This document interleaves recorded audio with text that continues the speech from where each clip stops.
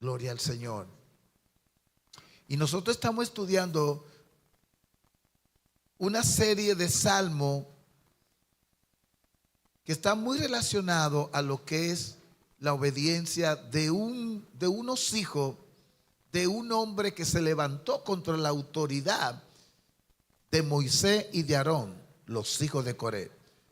Pero vimos que los hijos de Coré mantuvieron una postura delante de Dios de obediencia, porque ellos son mencionados y a ellos se les dedica estos salmos.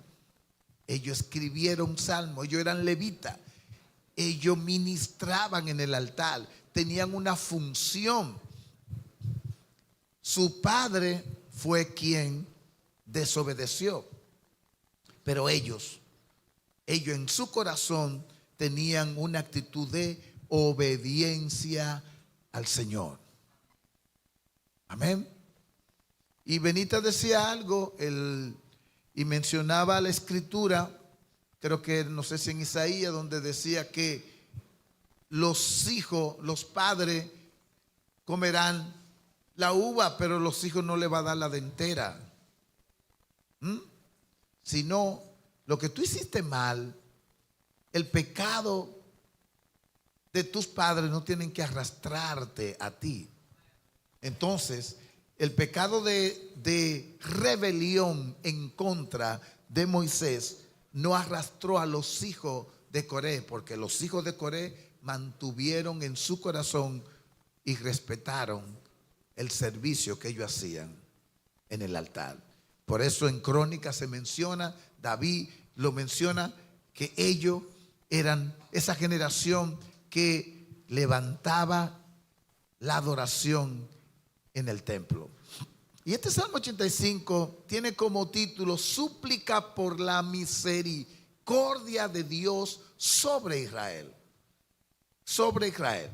Y vamos inmediatamente a ver algunos puntos importantes del Salmo 85. El Salmo 85 es un salmo de súplica por la restauración de Israel. En ese momento representaba el pueblo literal de Dios. ¿Por qué se escriben estos salmos como los salmos de Asaf, que habla tanto de que y pedía y suplicaba tanto que Dios restaurara su pueblo? Porque ustedes recuerdan que una de las cosas que Dios le mandó a ellos hacer es que cuando entraran a la tierra prometida no se contaminaran con lo que ellos encontraran. Y una de las cosas que a mí siempre me ha llamado la atención, ¿por qué Dios no le entregó esa tierra sin nadie, que ellos la habitaran ellos solos? Nunca le llamó la atención. ¿Por qué? Sí, porque fue una tierra que ellos conquistaron. ¿Por qué Dios permitió que se quedara un pueblo allí con su cultura y sus tradiciones? Dios siempre va a estar probando nuestra obediencia. René, Dios siempre va a probar nuestra obediencia. En todos los ámbitos, donde quiera que nos movamos, como hijo de Dios, siempre Dios va a estar probando lo que un día el hombre dejó de ser. El hombre rompió la comunión íntima que tenía con Dios en el Edén. ¿Saben por qué? Porque desobedeció. ¿Por qué hubo una rebelión en el cielo? Porque Satanás centró el espíritu de desobediencia a Dios, de rebelión, de envidia, de altanería. Entonces Dios a sus hijos va a probar qué tan obediente nosotros somos delante de Él. Y el Salmo 85 es un salmo de súplica por la restauración de Israel. El salmista reconoce la bondad de Dios hacia su tierra. y su pueblo, pero también expresa la necesidad de una nueva intervención divina para poner fin a su enojo y restaurar su favor. El Salmo culmina con una visión de reconciliación, donde la misericordia, la verdad, la justicia y la paz se encontrarán. Misericordia, la verdad, la justicia y la paz se encontrarán. ¿Y usted sabe qué representan esas tres palabras? ¿Quién es nuestra justicia? Cristo. ¿Quién es nuestra paz? Aleluya. Perdón. ¿Y quién es nuestra verdad? Cristo. Y esto es un salmo también profético. Aleluya. Y hay una palabra que siempre lo que han leído los salmos, siempre ha visto esta frase que está, entre comillas, al músico principal. ¿A qué se refiere esto? En los salmos, al músico principal se refiere a la instrucción de que el salmo debe ser dirigido por el líder musical de los servicios del templo, posiblemente un levita encargado de dirigir los cantos. En el modelo de adoración y alabanza que nosotros aprendimos en un momento determinado, no teníamos al músico principal, porque nos movíamos según lo que habíamos aprendido. Pero nosotros fuimos una iglesia que fuimos siendo formados en lo que es la alabanza y la adoración. Cuando llegamos a este lugar, encontramos, y cuando digo llegamos, mi familia, nosotros veníamos de la tradición. Ustedes saben que en la iglesia tradicional hay tres cosas que se hacen. Hay un devocional, hay un cultural y están los especiales. ¿Saben lo que es? El cultural, el devocional y los especiales. Por ejemplo, hay una hermana que se para a dirigir el devocional. Dígame, nena. Espérese, venga, que nena tiene... Usted también sabe de eso. Vamos a ver lo que saben de devocional y cultural y todas esas cosas. Porque vamos a ver si ahí está el músico principal. En el devocional uno entona alabanza del himnario de gloria. En el devocional, ahí no se puede cantar otra alabanza, sino del himnario de gloria, que es un libro que se tiene. Entonces el cultural, sí, ahí ya uno entona alabanza ya de la que cantan los demás de los demás gente que alaba al Señor, de esas que cantamos aquí, por ejemplo. Usted cantaba, yo vine a buscar del fuego del altar. Venga, mi hermana Karen, que usted también salió de ahí, de esa tradición. El hermano, mire ahí, aquí hay micrófono. Le van a entregar un micrófono ahí.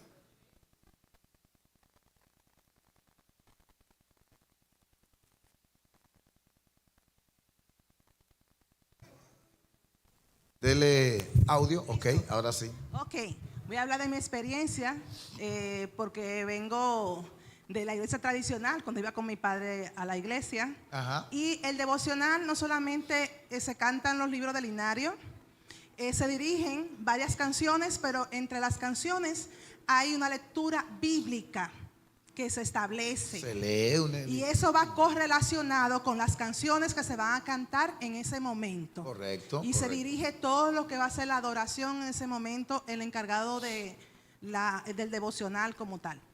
Ok, excelente.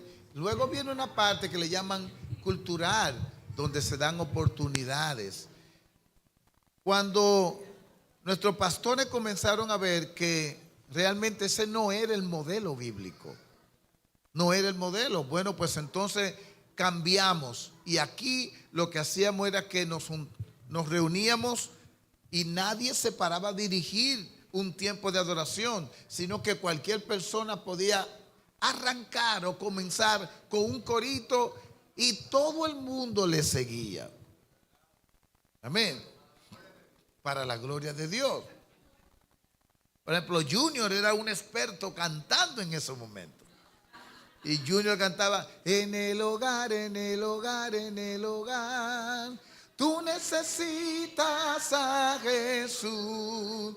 En el hogar, en el hogar, en el hogar, tú necesitas a Jesús. Y mira qué feliz se vive, mira qué feliz se vive con Jesús en el hogar. Mira qué feliz se vive, mira qué feliz se vive con Jesús en el hogar. Pero todo el mundo seguía a Junior cantando.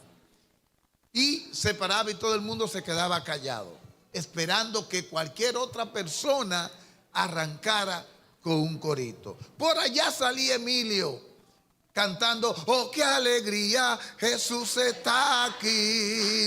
El fuego santo ha comenzado a descender.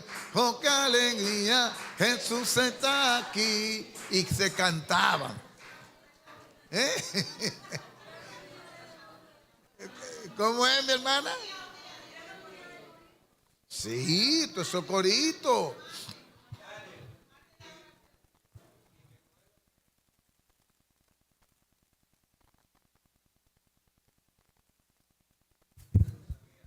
Sí. Nos quedamos con: yo no sé a lo que tú viniste, yo vine a alabar a Dios. Aleluya. Pero nadie conocía lo que era el cántico nuevo.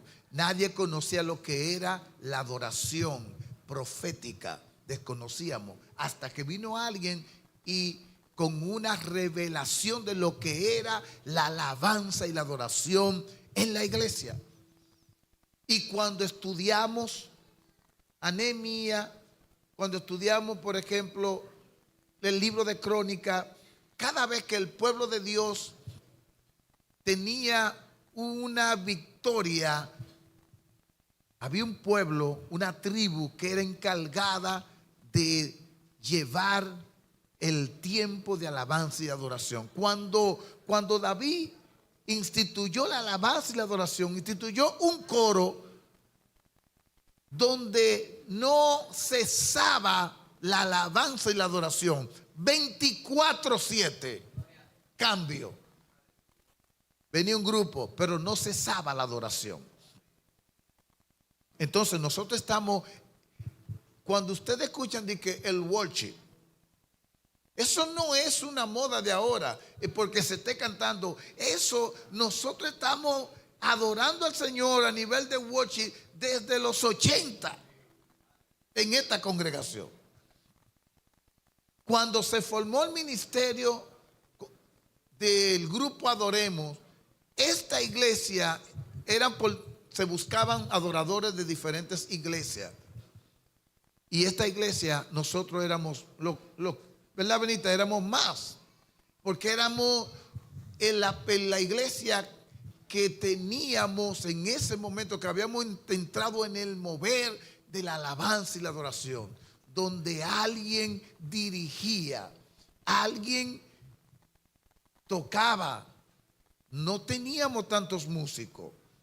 Recuerden que yo les dije que había un guitarrista, Luis Galvez, había un panderista que era yo, a veces Benita. Cuando vino a crecer un poco la iglesia, ya Roberto entró, era güirero, pero también Roberto fue baterista, pero baterista ya usted sabe, se quedó nada más en los coritos, no pasó de ahí. Gracias que él tenía un relevo.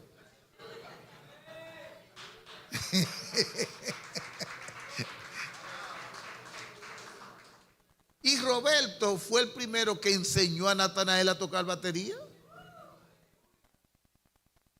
Natanael no puede decir, no, a mí me enseñó, no. El gran baterista del Santo Nuevo Pacto fue Roberto que le enseñó a él.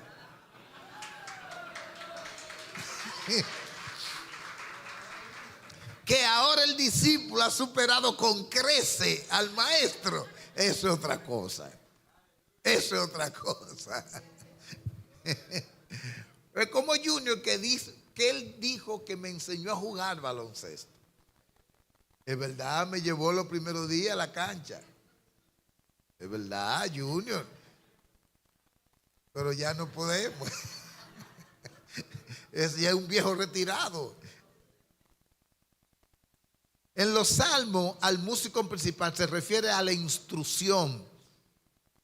Y también en este estudio quiero que entiendan muchos hermanos por qué nosotros adoramos así. ¿Por qué nuestro modelo de adoración no es un modelo inventado por nosotros? Es el modelo bíblico. Es como Dios quería que su pueblo le adorara. Amén. Entonces, un levita encargado de dirigir los cantos, esta frase también podría indicar un tipo de melodía o estilo musical específico que se usaba en la adoración. Vamos a ver entonces, vámonos al Salmo. Solamente son 13 versículos, así que podemos rapidito. Fuiste propicio a tu tierra, oh Jehová. Volviste la cautividad de Jacob. Perdonaste la iniquidad de tu pueblo. Todos los pecados de ellos cubriste. Y viene el Selah, viene el silencio.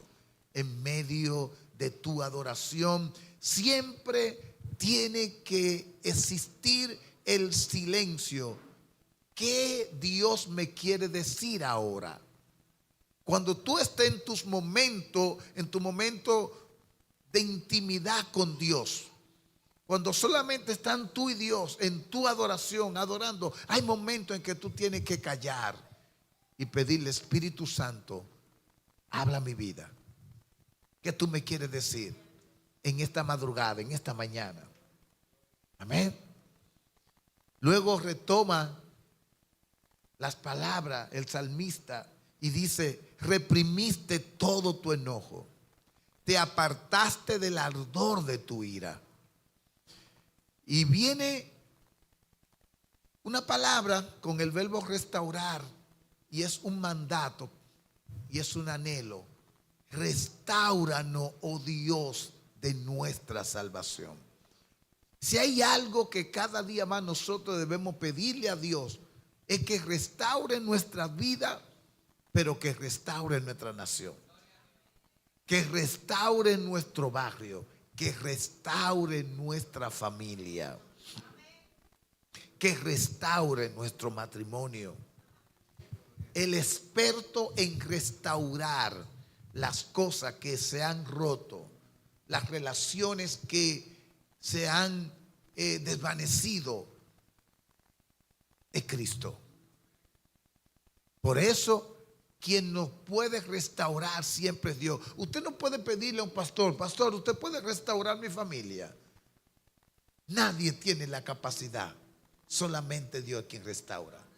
Por eso ellos le están pidiendo a Dios, restáuranos.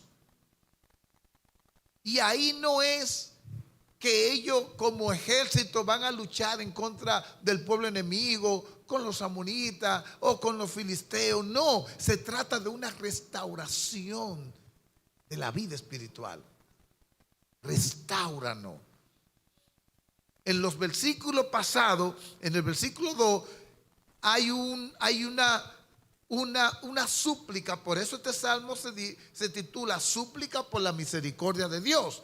Porque algo que le pide en el versículo 2 es, perdonaste la iniquidad de tu pueblo, todos los pecados de ellos cubriste. Cuando ellos reconocen que el único que puede cubrir mis pecados es Dios. Ahora, yo quiero preguntarle, porque estamos estudiando este salmo, y me gustaría preguntarle, ¿qué significa que Dios cubre nuestro pecado? Y Roberto, pásale el micrófono. Bueno, se pudiera decir que lo pasa por alto. O sea, que nos perdona. Nos perdona. Pero realmente, Roberto, ¿Dios pasa por alto nuestro pecado? Cuando nos arrepentimos, sí. Dice la palabra en Romanos 10:10 que si confesamos y creemos que Él se levantó de los muertos, será salvo, porque Amén. con el corazón se cree para justicia, pero con la boca se confiesa para salvación. Gloria a O sea, Dios. cuando nosotros nos sincerizamos con Dios y reconocemos que somos pecadores, Él nos perdona, pasa por alto nuestras iniquidades. Correcto. Amén. Amén. ¿Alguien más tiene un comentario sobre el hermano Héctor Quero?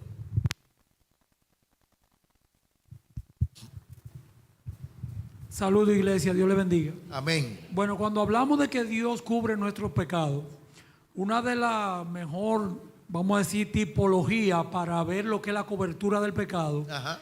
es Cristo Jesús. Correcto.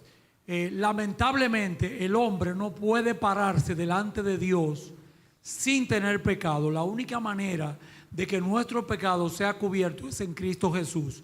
Un ejemplo más claro de cómo funciona en nosotros fue el de Jacob con sus hijos, o sea, con Esaú, Jacob y su padre Isaac. Exacto. Cuando Jacob le roba la bendición que va delante de su padre, ya él no veía. Y él lo tienta para ver, pero él se había puesto la ropa de su hermano Esaú, que era el de la bendición, y se había puesto también los perfumes, y se había puesto pelos en la piel de cabra como para fingir que era velludo como su hermano. Y el padre ciego usó todas sus estrategias para ver si era Jacob, porque le dijo, pero me parece la voz de Jacob. Dice, no, yo soy Esaú que te traje la sopa, para que me entiendan. Y bueno, y él la recibe y le da la bendición. Eso es una tipología de que así mismo, como vemos ahí, que el padre recibe al hijo que no le toca la bendición y le da la bendición porque tenía la ropa puesta de su hermano. De esa misma manera, Cristo nos va a revestir a nosotros en el cielo para que el Padre no nos vea a nosotros, sino que lo vea a Él y nos dé el chance y entremos al gozo de su Señor. Amén. Eso es cubrir nuestro pecado. Amén. Gloria a Dios. Excelente. Excelente. Gloria al Señor. El versículo, la parte B de ese versículo 4 dice, restáuranos, oh Dios de nuestra salvación, y haz cesar tu ira de sobre nosotros. Y vienen las preguntas.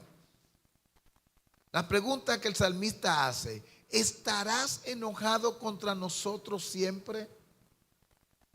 Aleluya. ¿Extenderá tu ira de generación en generación?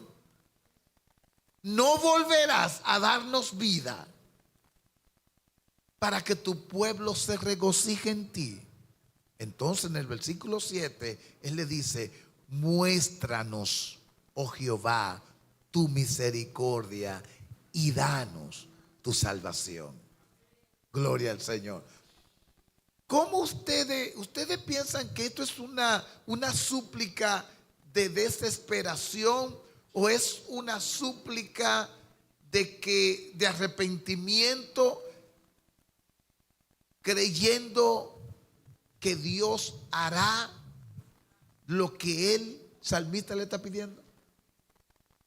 ¿Cuántas veces nosotros venimos delante del Señor y venimos con dos, porque puede haber dos tipos de súplica?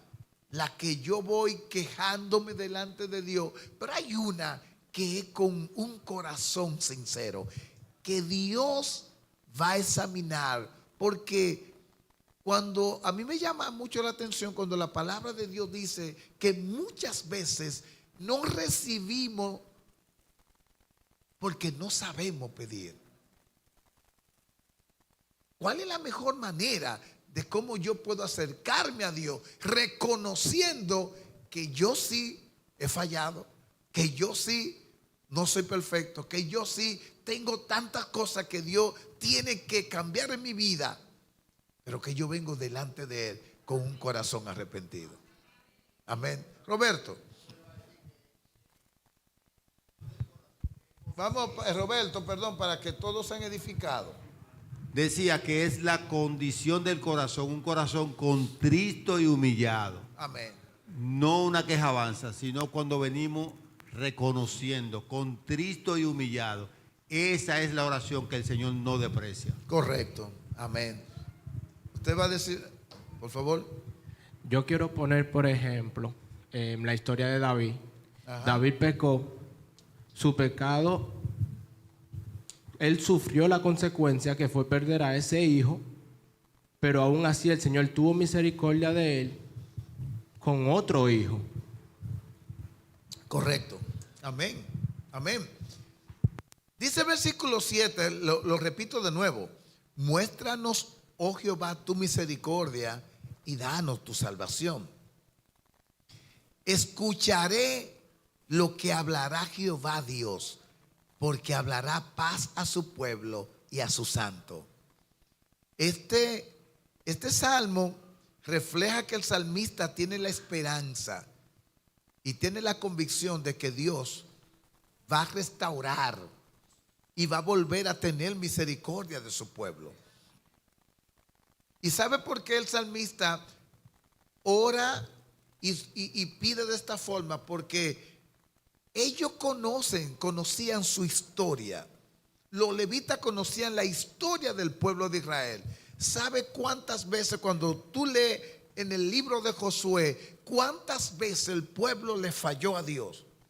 ¿Cuántas veces el pueblo en la tierra prometida inclinaron sus corazones a adorar otros dioses? ¿Cuántas veces muchos de ellos se contaminaron con los hombres y mujeres que Dios le dijo que no tuvieran ningún tipo de relación con ellos? Pero dice la palabra, y volvía el pueblo a arrepentirse y volvía a Dios a tener misericordia de ellos. Amén. El hermano Emil quiere compartir algo. Bien, yo quería decir simplemente que la palabra también dice que tus pecados pueden ser tan rojos como el carmesí, pero si tú realmente te arrepientes en tu corazón y no vuelves a cometer ese pecado y le dices a Dios que te arrepientes, Él realmente te va a perdonar porque Dios es un Dios bondadoso, como Amén. dice la canción. Amén. Gloria a Dios. Así es. Así es. Dice, escucharé lo que hablará Jehová. Por eso hay un momento de relax, de silencio. Yo quiero escuchar qué dice Dios a mi espíritu. ¿Qué dice el Señor en cuanto a mi súplica? Señor, te he estado pidiendo por este hijo mío, por esta hija. Te he estado suplicando por mi esposo, por mi esposa. Te he estado suplicando por esta necesidad que tengo.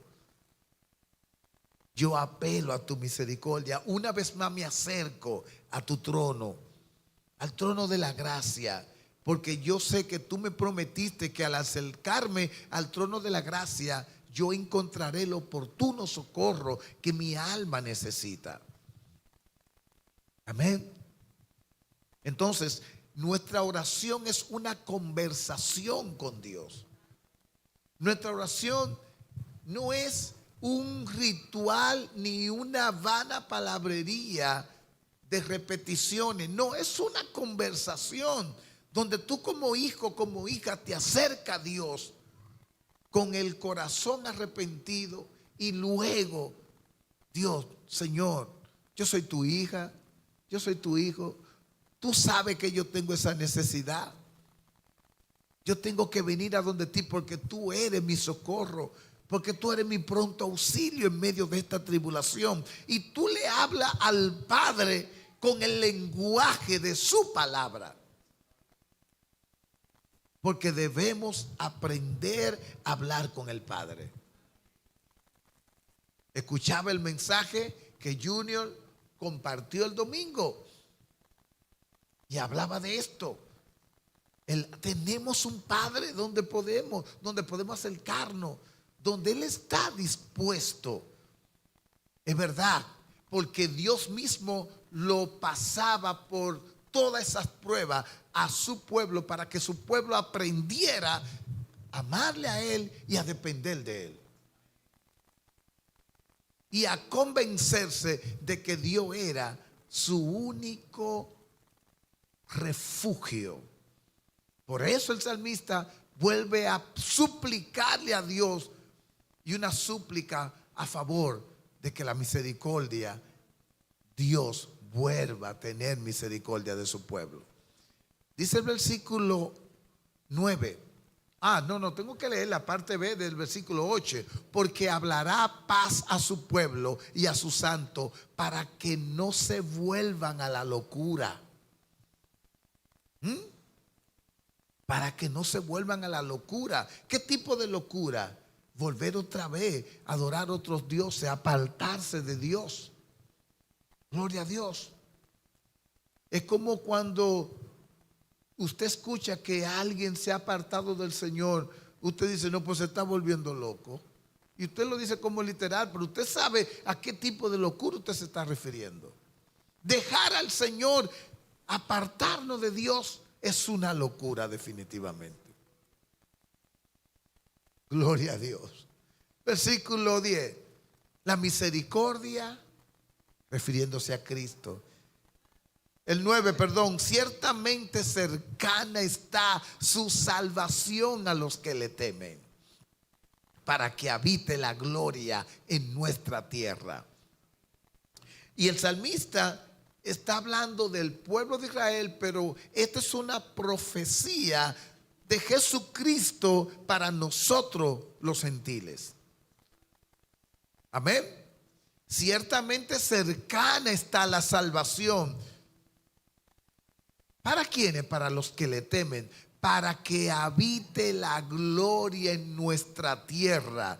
Y esa gloria es Cristo habitando en nosotros, que somos esa tierra.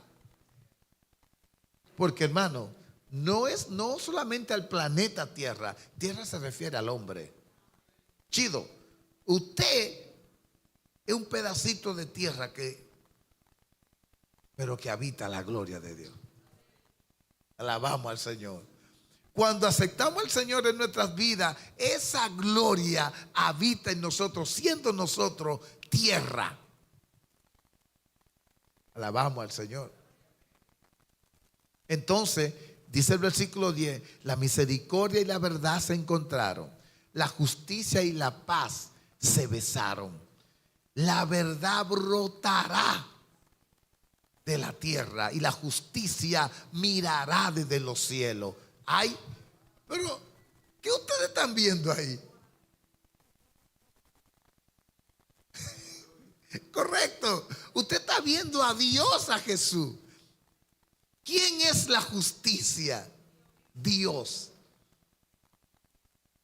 Dice que la justicia mirará desde los cielos la verdad que es Cristo. Aleluya. Por eso dice la palabra que nosotros somos justificados por la sangre de Cristo. Gloria a Dios. Y luego dice el versículo 12, Jehová dará también el bien y nuestra tierra dará su fruto. La justicia irá delante de él y sus pasos nos pondrá por camino. ¿Y quién es el camino? ¿Quién es la senda? ¿Cómo podemos llegar al Padre si no caminamos al camino y no conocemos la verdad? Por eso la tierra necesita cada día más la gloria. El hombre necesita experimentar y vivir bajo la cobertura de la gloria. Pero si no sucede todo lo que está pidiendo el salmista en los primeros versículos, que Dios tenga misericordia, que Dios nos restaure y que nos cubra de nuestro pecado, no vamos a experimentar que la verdad y la justicia se besen. Amén. El Padre, el Hijo y el Espíritu Santo en nosotros. Gloria al Señor. Y culmino con este resumito de este salmo. líder de alabanza. La frase al músico principal es una indicación para el director de música del templo, quien era responsable de guiar la adoración a través del canto y la música. Amén. El canto y la música, función musical. Se asume que este líder poseía habilidades musicales y conocimiento sobre cómo interpretar los salmos de manera apropiada para la adoración. Por eso, quien toca un instrumento debe saber ejecutarlo. Por eso, el que canta, los cantores tienen que tener melodía para cantar. Tener esa gracia. Es como el ejemplo que yo le ponía hace un tiempo, que si Junior me dice, yo quiero pertenecer al ministerio de alabanza, porque yo tengo más de 20 años en esta congregación y yo me merezco estar ahí en un micrófono, porque Franciné llegó ahorita y él está cantando y yo no estoy cantando ahí. Imagínense que Junior se coja con esa locura.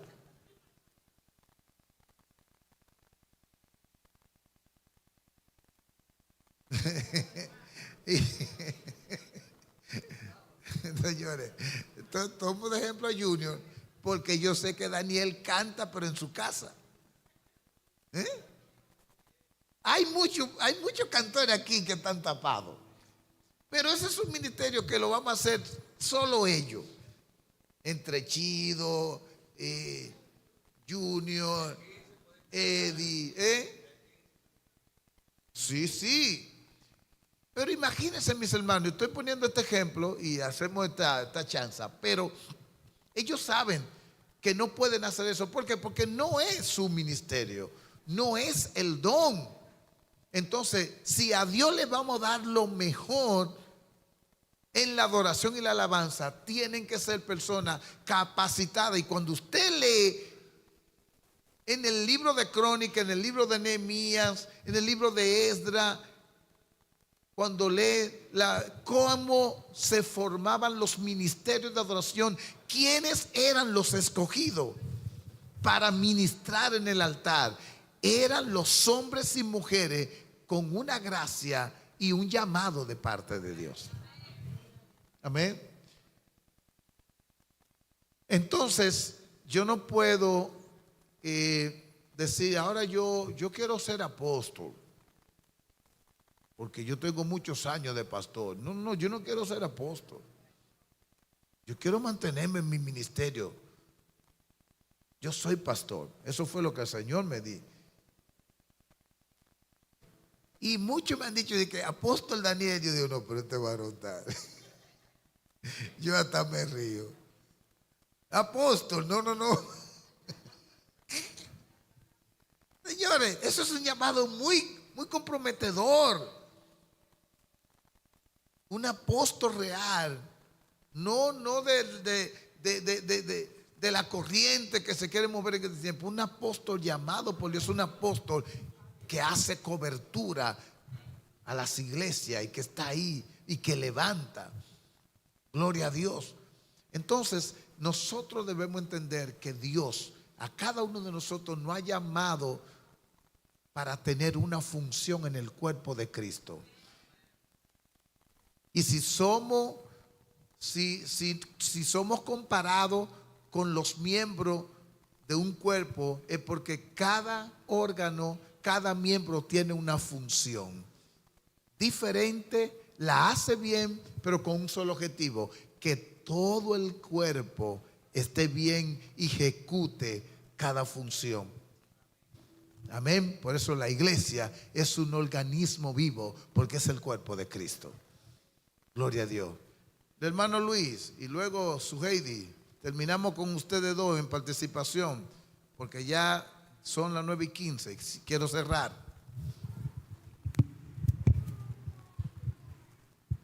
Paz y gozo a todos. Amén. Gracias, Señor, que estamos aquí, amén, para aprender a Dios la gloria. Varios puntos rápidos, y es que, como el pastor decía, esa persona que estamos escuchando sabía lo que Jonás sabía, y era que Dios es débil con un pecador que se arrepiente de verdad. Correcto. ¿Qué pasa cuando pecamos? El cielo se pone de bronce. Cuando nos humillamos, se quita lo de bronce, se abre el portal e inmediatamente tú oras, tú tienes una conferencia de tú a tú con Dios. ¿Qué pasa? Cuando pecamos, nos alejamos de Dios, y cuando alguien está lejos de otro es muy difícil ser escuchado. Pero cuando te humilla, te pone cara a cara a Él. Algo que en el Espíritu el Señor entonces me dio fue lo siguiente: que el amor cubre multitud de pecados, la palabra cubrir. Amén. Por eso es que en el Espíritu entendí que si nosotros oramos por un hermano que pecó, aún, ¿verdad?, pecó una nación o alguien, ¿por qué nuestra intercesión puede cubrir ese pecado cuando no es de muerte? Podemos interceder por un familiar, como hizo Abraham por Lot. La intercesión cubrió a Lot, ¿tú ves? Y fue enviado a los ángeles. Entonces, y ya para finalizar, pastor, algo muy importante también es que mientras usted hablaba, Dios me dio a entender algo en el Espíritu, una revelación. Y es que todos los intercesores, músicos, adoradores, los adoradores y los cantores, tienen que ser personas intercesoras. Amén. Porque él era un salmista, un levita. Sí. Quiere decir Amén. que tienen que estar rendidos a la intercesión, tienen que ser personas de oración. Porque tú tocando o cantando, tú puedes ir orando en el Espíritu y cadenas se rompen. Hay cosas poderosas que pueden suceder. Amén. Así es. Gloria a Dios. Su Heidi. Dios le bendiga. Simplemente con relación a lo último que usted estaba diciendo, yo quiero aportar que cuando Dios tiene un trabajo para ti en la iglesia, tú no tienes que forzar. Eso se va dando hasta sin tú darte cuenta. Amén. Amén. Cerramos con esta. Además de dirigir la música, la frase podría referirse, hablando de la frase al músico principal, melodía específica. Algunos estudiosos creen que al músico principal podría indicar una melodía específica o un estilo musical conocido en ese tiempo, Natanael. Clase de instrumento, la frase neginot, que a menudo aparece junto al músico principal, se refiere al instrumento, a instrumentos de cuerdas, sugiriendo que algunos salmos debían interpretarse con ellos. ¿Ven? Lo que hemos aprendido hoy es que Dios, lo primero es que nosotros tenemos la dicha. Por eso Dios dice en el Salmo 84 que leíamos, que estudiábamos la semana pasada: dichoso el hombre que confía en Él. Si usted confía en Dios, usted puede acercarse a Él, solicitarle, pedirle, clamarle, suplicarle, orar. Y el Señor le inclina su oído al clamor de sus hijos. Amén.